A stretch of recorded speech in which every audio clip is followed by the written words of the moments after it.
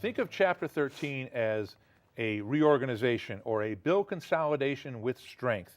And by that I mean creditors will get notice of the Chapter 13.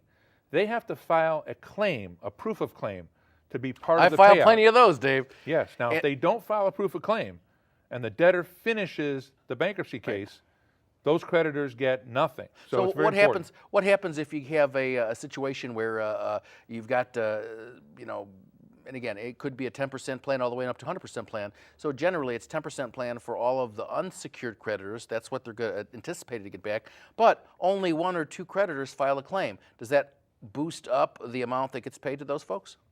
Yeah, there's a whole mathematical complicated formula, but basically if it is a 10% payout proposed and not many creditors file claims, then the ones who actually file claims are likely going to get a much higher percentage than they would have gotten if everybody filed a claim. So it makes sense, Jesse, to always file a proof of claim, and you'd be surprised how many people don't file claims when they see that they might only get 10%. Sure.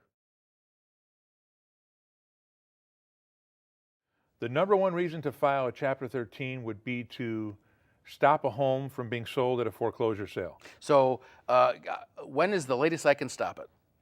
You need to file that Chapter 13 before the hammer the gavel goes down on the sale. Yep. If you wait till after that, it's too late. And you're done. But as long as you can beat the actual sale date, okay, or the time of the sale, in fact, but don't wait that long. Right. Don't get that close. Sure, sure. You can reorganize under Chapter 13.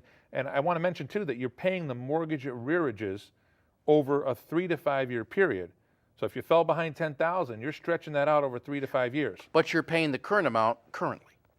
Yes, after filing, you have to make the regular payment again, which the lender will accept because they haven't been accepting it when you fell behind. Right. And then you'll make that arrearage payment through a trustee, which catches up, in essence, 3 to 5 years down the road, you're back to square one, you're even.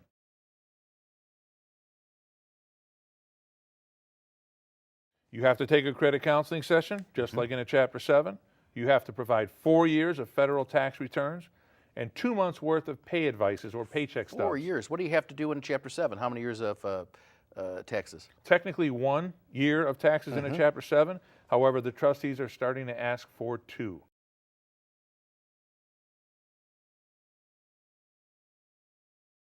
The stay goes into place when you file a Chapter 13, with a couple exceptions. If you have one Chapter 13 case that was dismissed within the last year, then the automatic stay only applies for 30 days. Your attorneys need to come in and extend that to all the creditors. For any debt or secured debt or unsecured debt? For any debt. And if you've had 2 cases filed, or dismissed rather, within a year, then there is no stay. Your attorneys need to come in on a motion to impose the automatic stay. So if somebody filed a Chapter 7 or Chapter 13 bankruptcy and it got dismissed because they didn't pay or whatever, and then they filed another one, the automatic stay is only good for 30 days.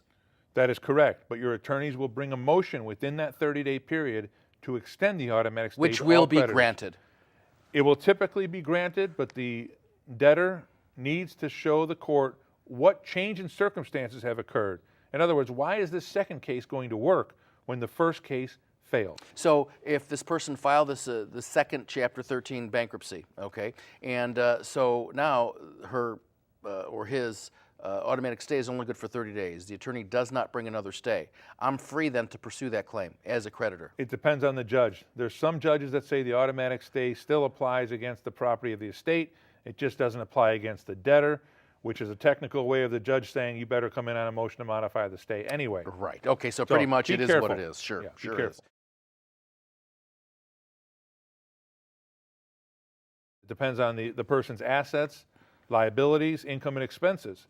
If someone is just getting by and doesn't have a lot of assets, then 10% is appropriate. But if someone has a lot of equity in their home, or they make a lot of money, or they're way over the median income, then they're going to have to pay more than 10% back of those that file claims. So on the low end of it is 10% of unsecured, okay, but you have to pay 100% of your secured creditors. That's true with the exception of a vehicle.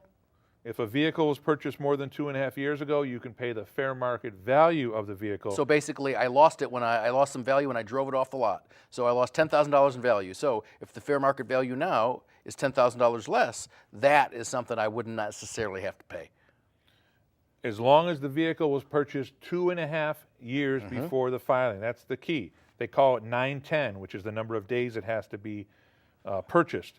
If it's a 910 car, referred to that way, then we can lower the value or pay back just the value at 6%, which could be a huge savings between what the value is and what the actual dollar amount of the debt is.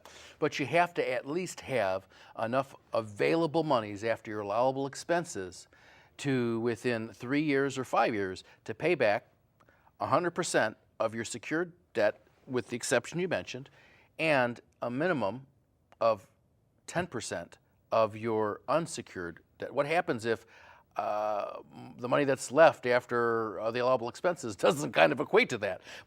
What happens then? If you cannot propose a plan that's going to pay back, like you talked about, then the plan or the case is not going to get recommended for confirmation, and it will be thrown out. And then that's the end of that. Then I have to look at some other options.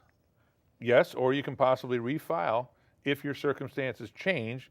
Maybe you get additional income, you bring in some family member who's going to help you. So there's always a way if you're creative and you work hard and you want to make it happen.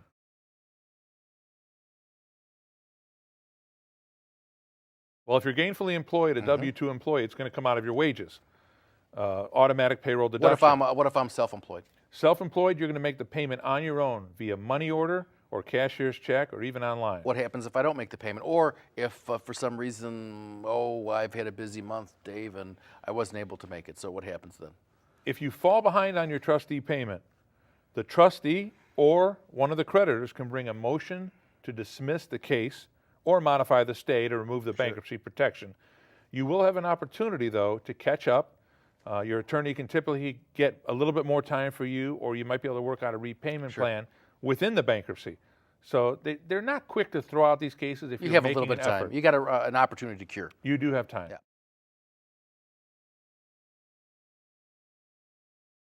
Some creditors will object, typically the auto lenders. Those are the ones that want to argue that the value of the car isn't correct. That's what you mentioned, been able to reduce it, and obviously they don't want to lose out on that money. Right. Or they want a higher interest rate, or they want a greater amount per month, which is known as a set payment. So yes, lenders can object, but mortgage companies just going to want their arrearage.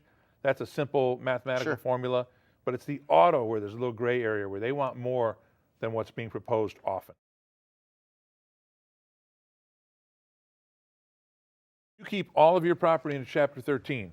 You keep your house, you keep your car, unless you want to surrender those items inside the plan, which some people do. They realize they can't afford the house or the car, and they Then want what to give it up. happens is that, does it lose its identity then as secured debt, now becomes unsecured in Correct. nature? It becomes unsecured, just like a credit Subject card. to 10% or whatever the planned payment amount is.